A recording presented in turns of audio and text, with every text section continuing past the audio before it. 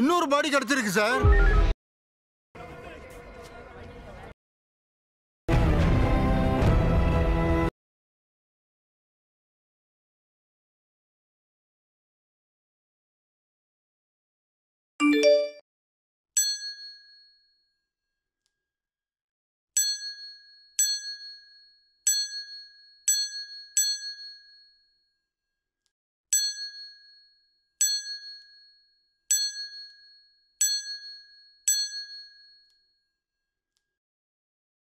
Halo Movie Rangers, apa kabar kalian semua? Semoga di tahun ini pendapatan kita semua bisa meningkat. Hari ini Bang Jeder akan menceritakan film berbahasa Tamil yang berjudul Portozil.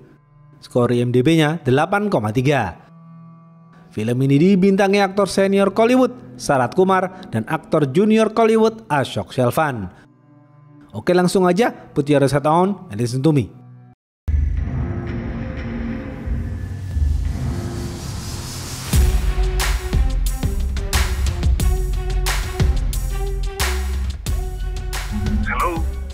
Pemeran-pemeran film ini antara lain, Prakash adalah polisi junior yang menjadi lulusan terbaik dari Akademi Kepolisian. Logan adalah polisi senior yang dikenal cerdas dan tidak kompromi. Vina adalah polwan terbaik yang baru saja lulus kuliah. Suatu hari tahun 2010 di Chennai, ibu kota provinsi Tamil Nadu, hiduplah seorang pemuda bernama Prakash. Prakash adalah pemuda yang takut dengan kegelapan dan suara-suara misterius. Setiap malam, Prakash sering menahan pipis karena takut ke kamar mandi.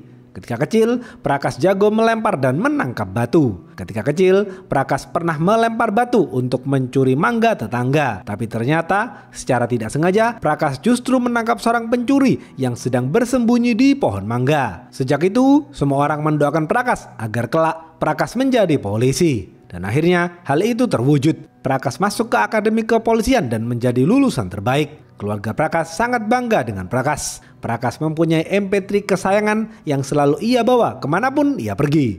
Prakash pergi ke kantor polisi dan mulai bekerja sebagai polisi. Di kota lain bernama Trichy, dua orang polisi sedang melakukan patroli di malam hari. Di tengah perjalanan, mobil patroli mereka mogok. Mereka berhenti sejenak di pinggir jalan. Tiba-tiba, salah satu polisi menemukan mayat seorang wanita yang diikat dengan tali di hutan. Mereka berdua langsung memanggil polisi senior bernama Ram. Ram melihat kondisi korban di TKP. Ram melihat kesamaan pola antara korban yang ia lihat sekarang dengan korban 3 hari lalu yang juga ditemukan di hutan. Ram menduga pelakunya adalah orang yang sama.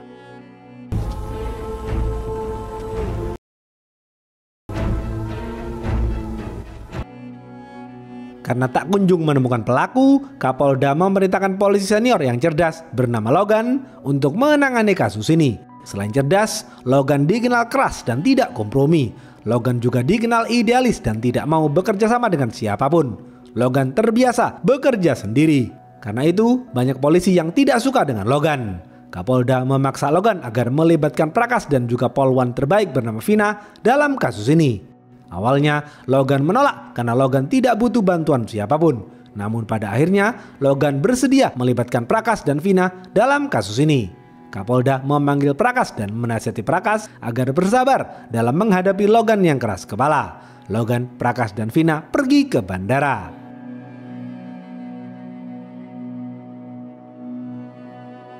Di bandara, Prakash dan Vina bertemu untuk pertama kalinya. Mereka berdua berkenalan satu sama lain. Vina mengatakan ia baru lulus dari MIT Cambridge, Amerika Serikat. Tak lama kemudian, Logan memanggil Prakash dan Vina. Mereka bertiga lalu terbang ke kota Trichy. Setibanya di bandara Trichy, mereka bertiga dijemput seorang supir yang merupakan polisi baik hati bernama Mutu. Mutu mengantar mereka bertiga ke kantor polisi untuk menemui Ram. Ram menyambut Logan dengan ramah sembari mengobrol basa-basi. Namun Logan memaksa Ram agar langsung to the point menjelaskan kasus pembunuhan ganda itu. Ram tidak suka melihat sikap Logan yang kaku. Ram menyalakan proyektor dan menjelaskan pembunuhan ganda itu. Ram mengatakan kedua korban sama-sama diikat tangan dan kakinya ke belakang. Kedua korban juga sama-sama ditemukan di hutan. Setelah mendengarkan penjelasan Ram, Logan, Prakash dan Vina pergi ke kamar mayat untuk melihat kondisi korban kedua. Dokter forensik menjelaskan semuanya kepada Logan. Cause of death, asphyxiation due to strangulation. Dokter forensik mengatakan penyebab korban meninggal dunia karena dicekik. Korban juga disayat lehernya. Tidak ada tanda pemerkosaan di tubuh korban. Ketika dokter forensik menjelaskan, Prakas tidak kuat melihat kondisi mayat. Prakas lalu keluar ruangan dan muntah. Logan menghampiri Prakas dan mengatakan, "Prakas, kembalilah ke Chennai sekarang juga. Aku tidak butuh seorang penakut sepertimu." Prakas jengkel dan tersinggung. Prakas menolak pulang dan tetap akan bersama Logan hingga kasus ini selesai. Mereka bertiga kemudian beristirahat di penginapan bernama Krishna. Di dalam kamar, Logan mengatakan, "Prakash, aku tidak butuh medali yang membuktikan kau adalah akpol terbaik. Karena semua itu tidak berguna. Yang paling penting dari polisi adalah bagaimana hasil kerja mereka." Prakash semakin jengkel melihat sikap Logan. Malam hari, Prakash dan Vina mengobrol di rooftop penginapan. Vina menasihati Prakash agar bersabar dalam menghadapi Logan. Prakash dan Vina menjadi dekat. Setelah itu, mereka berdua beristirahat di kamar mereka masing-masing.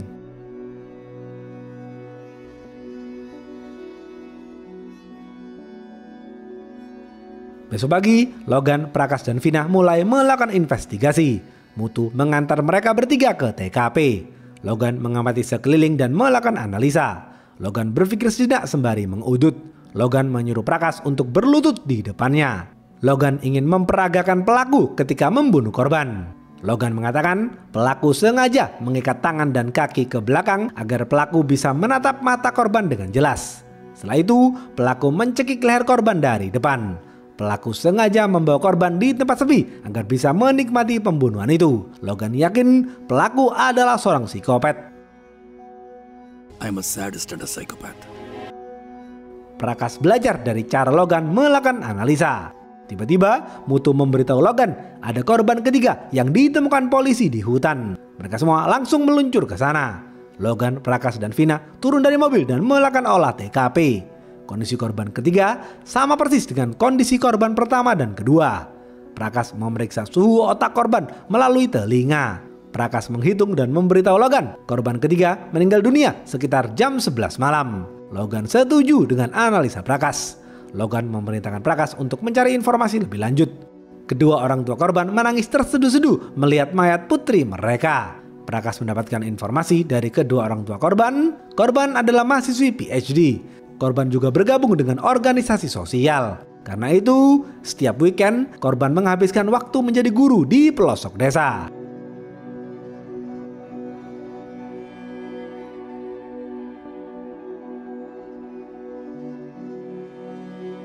Prakash kemudian pergi ke kantor organisasi sosial. Prakash bertemu dengan ketua organisasi tersebut bernama Balram. Balram mengatakan, tadi malam korban mengajar di rumah warga. Korban kemudian pulang menggunakan motornya, namun motor korban mogok di tengah jalan. Korban mendorong motornya sendirian. Prakash lalu pergi ke bengkel terdekat. Pemilik bengkel mengatakan, tadi malam korban meninggalkan motornya di bengkel.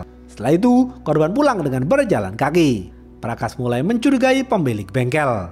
Logan menemui Ram dan Kapolsek untuk membicarakan kasus ini. Logan mengatakan pembunuhan ini adalah pembunuhan berantai yang dilakukan oleh psikopat. Karena itu, Logan meminta izin untuk memberi instruksi kepada semua polisi di kota Trichy. Kapolsek memberikan izin. Logan langsung mengumpulkan para polisi dan memberikan instruksi. Logan mengatakan pelaku bisa saja orang biasa. Pelaku membunuh setiap 3 hari sekali. Karena itu, kita semua harus bergerak cepat. Logan memerintahkan kepolisian untuk tidak memblokade jalan dan tidak menggunakan pakaian dinas. Dengan begitu, kepolisian lebih mudah melacak pelaku. Mereka semua langsung beraksi. 3 hari kemudian, malam hari, seorang gadis sedang membuang sampah di dekat rumahnya. Gadis itu mendengar suara alarm pintu mobil. Tiba-tiba,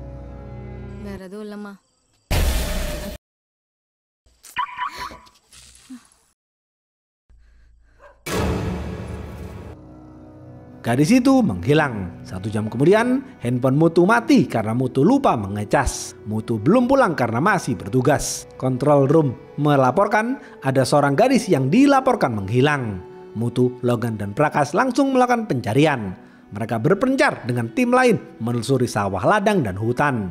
Setelah menelusuri sawah ladang, Mutu, Logan, dan Prakash tidak menemukan apapun.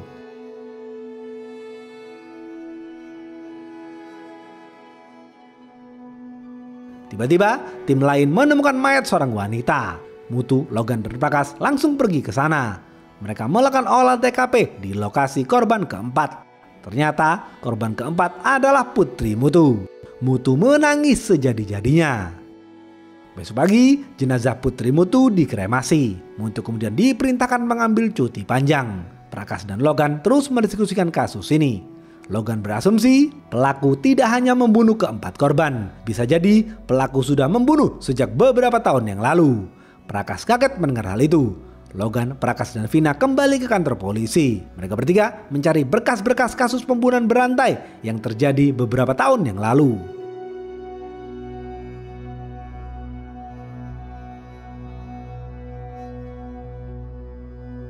Setelah beberapa jam mencari, Prakas menemukan kasus pembunuhan yang polanya mirip namun tidak serupa dengan kasus pembunuhan saat ini. Prakas memberitahu penemuannya itu kepada Logan dan Vina. Prakas mengatakan tahun 1973 sampai 1979 ada 9 korban yang ditemukan. Korban pertama bernama Nima. Nima dan 8 korban lainnya tewas dicekik dari belakang. Menurut teori di buku, seorang psikopat biasanya berhenti membunuh jika ada sesuatu yang merubah dirinya, seperti jatuh cinta atau kehilangan seseorang yang ia sayangi. Setelah 20 sampai 30 tahun kemudian, psikopat akan beraksi kembali. Artinya, sekarang psikopat itu sudah berumur sekitar 50 tahunan. Polisi yang menangani kasus pembunuhan tahun 1973 itu bernama John. Logan pergi ke rumah John untuk mencari informasi.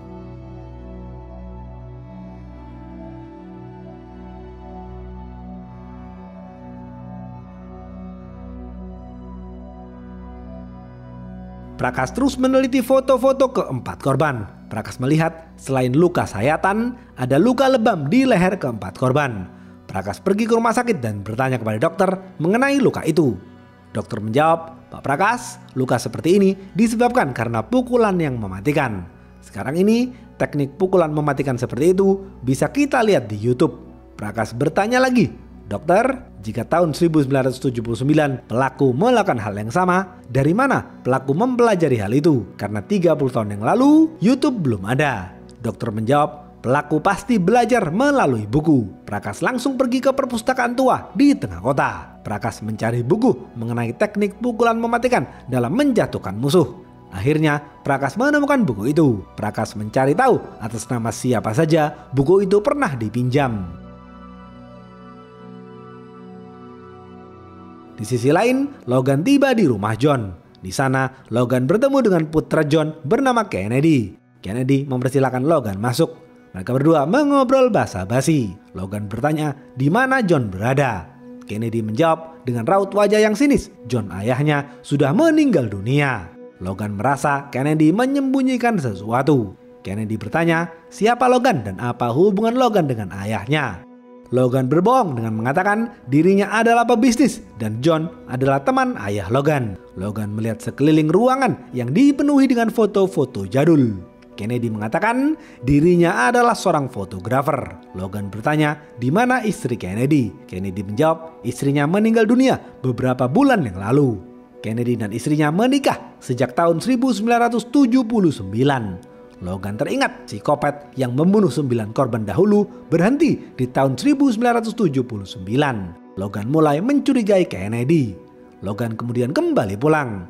Di saat yang bersamaan, Prakas menemukan nama yang meminjam buku itu adalah Kennedy. Prakas langsung menelpon dan memberitahu Logan. Logan tidak kaget bahwa Kennedy adalah pelaku pembunuhan itu. Sir, nama தேடி ஆள் பேர் Kennedy. நான் கூட தான் பேசிட்டு இருந்தேன்.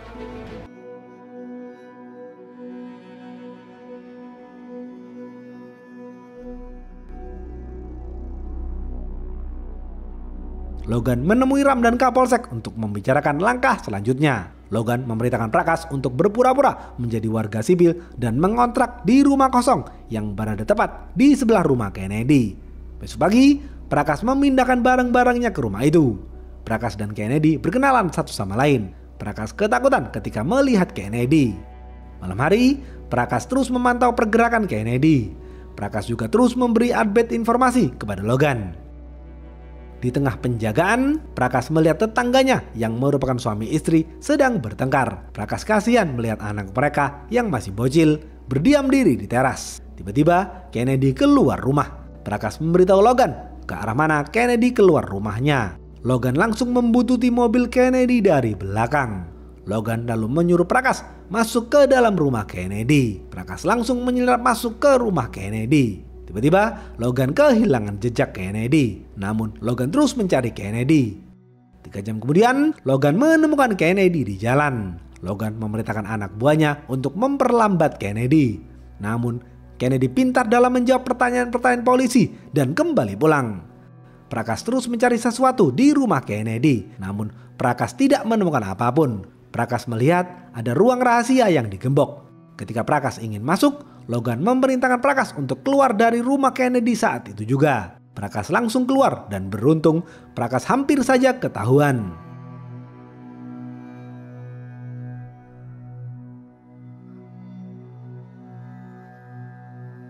Besok pagi, seorang wanita ditemukan tewas di dekat jembatan. Kepolisian setempat mengatakan pelakunya sudah ditemukan. Logan dan Prakas kaget mendengar hal itu, sedangkan Kennedy senang mendengar berita itu di TV. Logan, Prakas, dan Vina tahu pelakunya bukan yang ditangkap polisi. Pelakunya adalah Kennedy. Namun mereka semua harus patuh kepada Kapolsek. Kapolsek menganggap kasus ini sudah selesai. Ram dan Kapolsek menyuruh Logan, Prakas, dan Vina kembali ke Chennai. Siang hari, mereka bertiga sepakat tidak akan kembali ke Chennai karena mereka bertiga tahu pelakunya adalah Kennedy.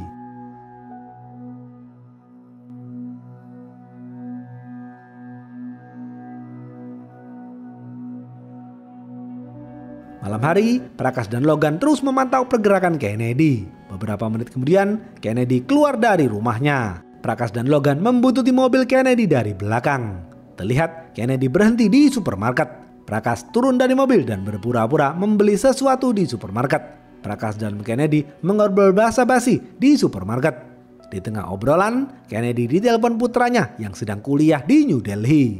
Terlihat Kennedy sangat menyayangi putranya karena putranya adalah mahasiswa berprestasi di universitas terbaik di New Delhi. Setelah itu, Kennedy mengajak Prakas makan malam di rumahnya.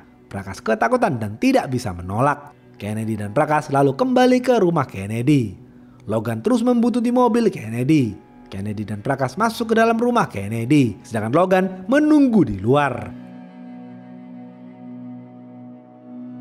Kennedy dan Prakas kemudian memasak bersama. Prakas berpura-pura izin ke kamar mandi. Prakas menyelinap masuk ke ruang rahasia. Ruangan itu dipenuhi dengan foto-foto jadul. Prakas melihat foto Nima yang merupakan korban pembunuhan pertama tahun 1973. Tiba-tiba dari belakang, Kennedy memukul Prakas dengan pukulan mematikan hingga pingsan. Logan yang merasa khawatir masuk ke dalam rumah Kennedy. Logan langsung menodongkan pistol kepada Kennedy. Logan membawa Kennedy ke ruang rahasia. Di saat yang bersamaan, Prakas terbangun dari pingsannya. Prakas kemudian memborgol Kennedy. Logan melihat foto 9 korban yang dibunuh Kennedy tahun 1973 sampai 79. Logan mendesak Kennedy untuk mengatakan semuanya. Barulah di sini diceritakan fakta masa lalu Kennedy. Dahulu, John adalah polisi yang dikenal keras. John merupakan seorang duda anak satu. John mempunyai putra yang polos bernama Kennedy. John mendidik Kennedy dengan sangat keras dan disiplin. Kennedy merasa tertekan dan tersiksa atas sikap sang ayah. Kennedy patuh saja dan tidak pernah melawan sang ayah. Satu hari ketika pulang sekolah, Kennedy bersantai seorang diri di pinggir hutan. Kennedy merenungi nasibnya sembari mengudut. Tiba-tiba guru Kennedy melihat Kennedy mengudut. Guru Kennedy akan melaporkan hal itu kepada John. Kennedy memohon kepada gurunya agar tidak melaporkan hal itu kepada sang ayah. Namun karena tidak dihiraukan, Kennedy memukul batu ke kepala sang guru hingga tewas. Kennedy ketakutan dan kembali pulang. Setibanya di rumah, Kennedy membuang batu itu di sumur belakang rumahnya. Kennedy lalu mandi dan memohon ampun kepada Tuhan. Kasus pembunuhan guru itu ditangani oleh John. John sibuk memikirkan kasus itu hingga John tidak mengurus Kennedy. John frustasi karena belum juga menemukan pelakunya. Namun Kennedy senang dengan hal itu karena dengan begitu sang ayah tidak menyiksa dirinya. Beberapa hari kemudian, Kennedy menguping pembicaraan sang ayah dengan anak buahnya. John mengatakan kasus ini tidak ada bukti dan tidak ada saksi. Korban dan para orang yang dicurigai juga tidak ada hubungannya. Karena itu, kasus ini sulit diungkap. Kennedy baru paham mengapa hingga kini sang ayah belum juga menangkap dirinya. Karena tidak lagi disiksa, Kennedy mulai menikmati kesehariannya. Kennedy mengisi waktu luangnya dengan melakukan fotografi.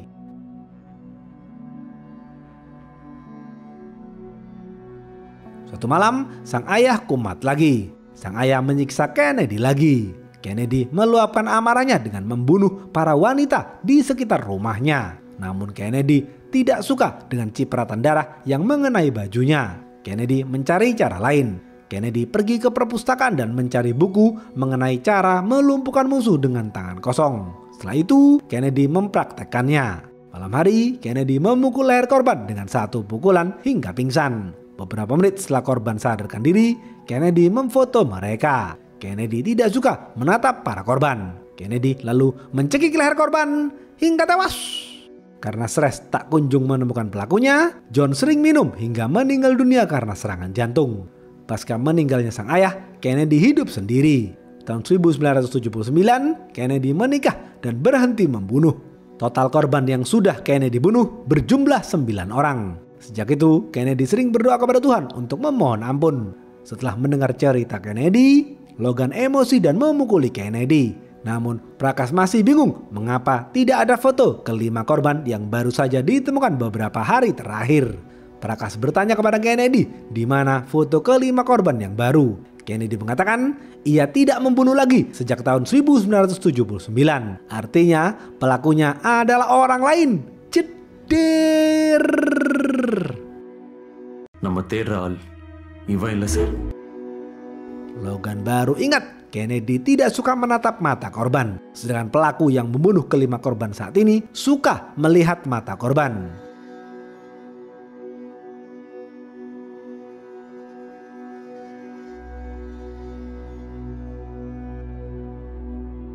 Logan bertanya kepada Kennedy siapa pelakunya. Mengapa pola pembunuhan kelima korban itu mirip dengan pola pembunuhan yang dilakukan Kennedy dahulu. Logan mengancam jika Kennedy tidak memberi informasi, Logan akan memberitahu putra Kennedy mengenai masa lalu Kennedy.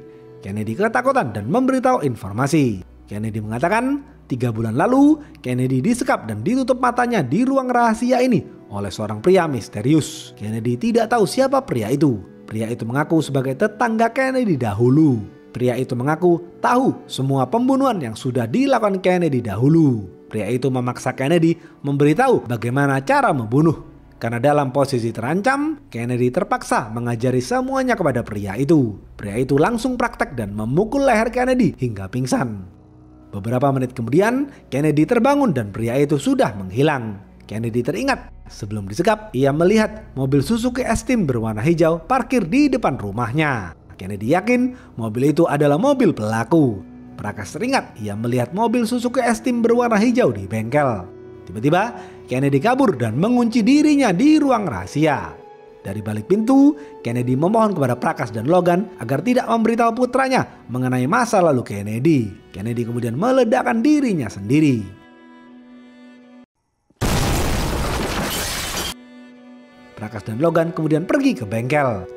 Di sisi lain, seorang pria bernama Selvan sedang makan di rumahnya. Selvan adalah pria pemalas yang bertubuh besar.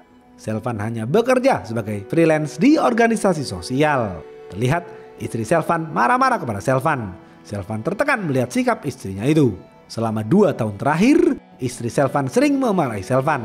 Istri Selvan juga selingkuh dengan pria lain. Selvan jengkel kepada sang istri dan meluapkan amarahnya dengan memukul bantal. Selvan lalu berdandan rapi dan pergi ke kantor organisasi sosial tempat ia bekerja. Selvan sedang memfotokopi biodata para wanita yang akan menjadi korban selanjutnya. Ternyata psikopat yang selama ini dicari Prakash dan Logan adalah Selvan.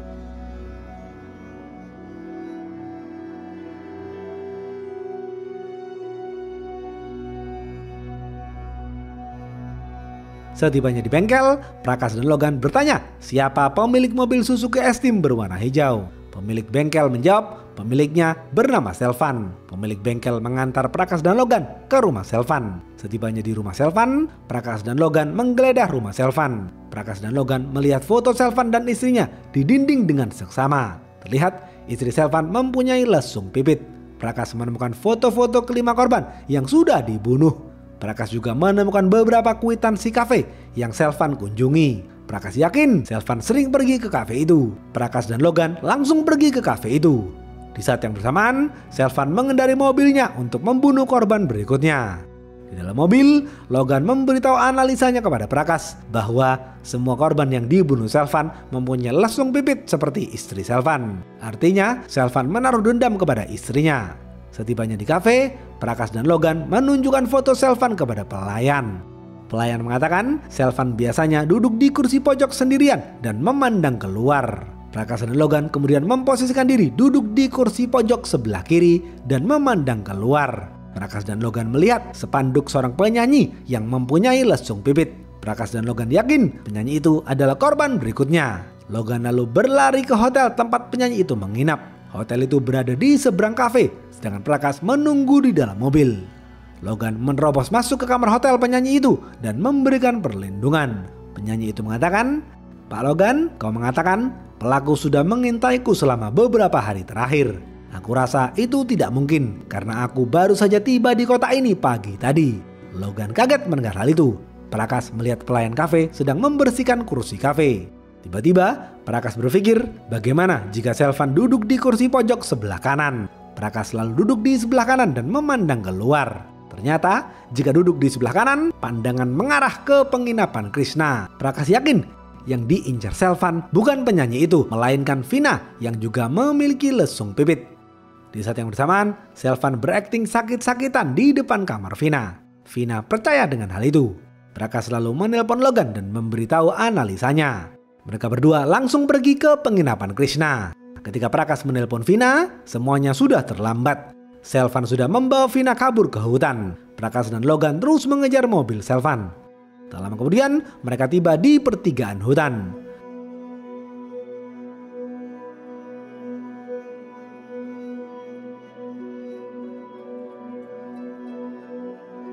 Prakas dan Logan turun dari mobil dan mencari Selvan. Prakas dan Logan berjalan ke bangunan kosong. Terlihat Selvan mengikat tangan dan kaki Vina ke belakang. Selvan bersiap akan membunuh Vina. Prakas tidak sengaja menginjak kayu dan mengeluarkan suara. Mendengar suara itu, Selvan bersembunyi di balik tembok. Prakas dan Logan masuk ke bangunan kosong dan melihat Vina tergeletak lemas di lantai. Sontak, Prakas menghampiri Vina. Tiba-tiba, dari belakang, Selvan menusuk tubuh Logan dan memukul Logan hingga pingsan. Prakas menghampiri Logan dan mencoba membangunkan Logan. Selvan memukul Prakas dari samping. Mereka berdua terlibat baku hantam. Pistol Prakas terjatuh dan diambil oleh Selvan. Tetapi beruntung pistol itu macet. Prakas mengambil batu dan melempar tepat ke kepala Selvan. Selvan membalas dengan melempar pistol Prakas kepada Prakas. Dengan cepat Prakas menangkap pistol itu dan mengkokangnya. Prakas langsung menembak mata Selvan hingga tewas.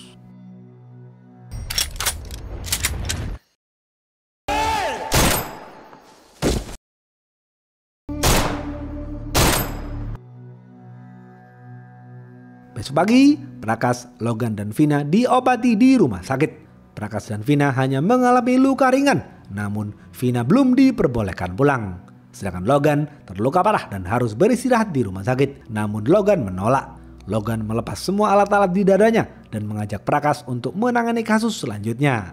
Logan mengakui kecerdasan Prakas. Mulai sekarang, Logan akan bekerja bersama Prakas. Mereka berdua pergi ke rumah kontrakan Prakas. Prakas mengemasi barang-barangnya dan bersiap pergi. Ketika Prakas akan pergi, lagi-lagi Prakas melihat tetangganya sedang bertengkar. Prakas menghampiri si bocil dan mencoba menenangkannya. Prakas memberikan MP3 kesayangannya kepada si bocil agar si bocil tidak mendengarkan pertengkaran kedua orang tuanya.